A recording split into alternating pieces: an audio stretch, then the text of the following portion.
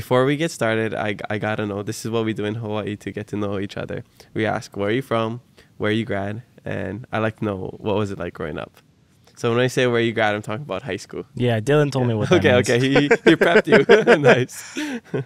Well, I was born in Michigan. I read that, but I Yeah. think you claim Tennessee, right? Yeah, because I mean, like, I have some vivid memories of Michigan when I was younger, but most of my life, like 99% of my life, has been spent in Middle Tennessee. Yeah. I grew up just outside Nashville, a town called Mount Juliet, and I graduated from Mount Juliet High School.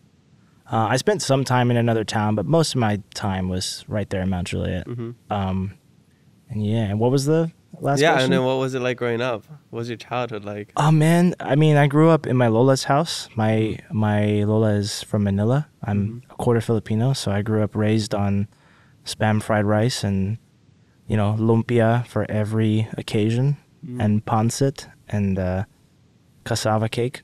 Oh, wow.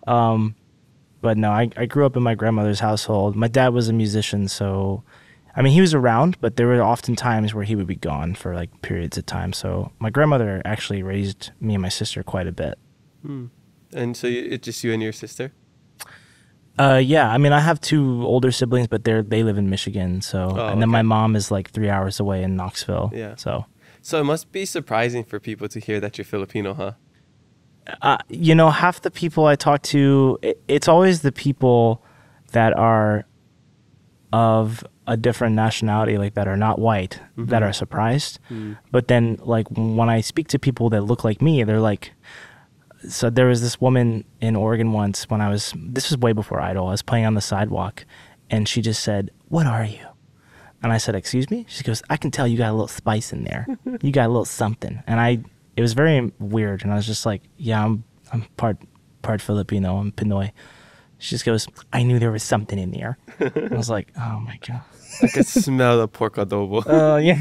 Well, my Lola loves chicken adobo. Chicken, my bad. She never makes pork adobo for whatever reason. I think she just likes chicken more. Wow. So growing up, you really had that Filipino culture in Tennessee, huh?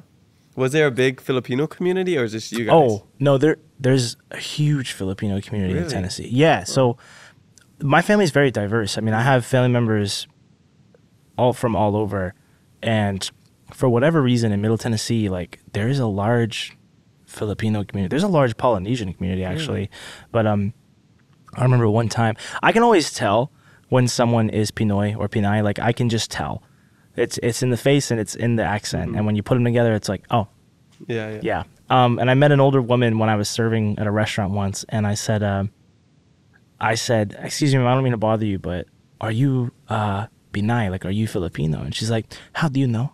I'm like, "Well, my Lola's from Manila." She's like, "Who's your grandma?" I'm like, "Oh, her name's Norma." She's like, "I know your grandma." Like, they all know each other. That's the hilarious thing. Is like, a lot of times they have like a big event and they get together and just make a lot of food. But there's like a couple markets out there that are like Filipino markets and stuff. So there's a decent little community. How are people in Tennessee, or I guess the minority?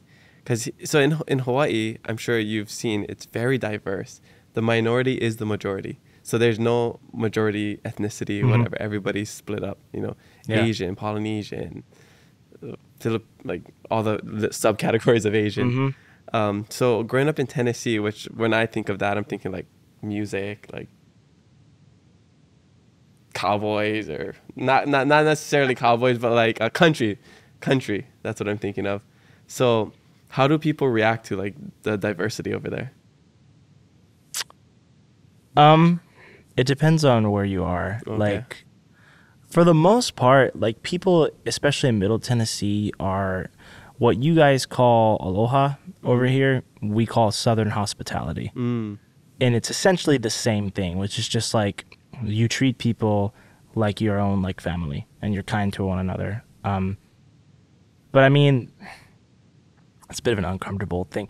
It is the Bible Belt. I have met people that are just intolerant of other cultures. It's not everywhere. Like, there's a myth that's perpetuated that the South is just entirely made up of racists, and it's not true. It's not true at all. But in certain pockets, in certain areas, that sort of mentality still exists, and it's just sort of an unfortunate reality, you know? But yeah, I mean, for the most part, everybody's very kind and very loving out there. Okay, cool. And did you kind of gravitate towards the Polynesian or the ethnic groups a little bit more growing up, just like how you did in American Idol towards EM because of your background? I think I just felt more comfortable around them because I spent part of my younger life like living in my tita's house, like my auntie's house, who unfortunately has passed away very recently, the past couple of Sorry about years. that. No, it's okay, thank you. But I spent part of my life in my auntie Ida's house, and then, you know, growing up in my grandmother's household, it's like you're like, for me, culture, it's funny how people define culture, but like a big thing for me is food. Like I love food. Food is the first thing that I want to try when I go somewhere new. It's like when I say show me the culture, I'm basically saying show me the local food. And so like I grew up eating the food that my grandmother grew up eating, the stuff that she makes, you know. So I think for me, like it's always sort of been there. For a while I struggled with it. You have this weird feeling. It's like, I don't look a certain way. Am I allowed to identify with that culture? You know? And it actually kind of reared its head back again on Idol, where like I had this sort of feeling where it was like, am I allowed to be proud of my heritage? Especially when I have people like Ian or like Tyson Venegas, who, shout out to Tyson, I love him, who's half Filipino and looks way more like it than I do, you know? But eventually I came to the realization it's like, it's in my bloodline. Like I grew up with that food, being raised by my Lola. Like I am absolutely allowed to say, like, I'm proud to be Filipino. I love that. Two things that bring people together: music and food. Yes. That's beautiful. Yes, that breaks down all language barriers, racial barriers, everything. Just play some good music, give us some good food. Let's kanikapila, let's kanak attack. Yeah. We're all good.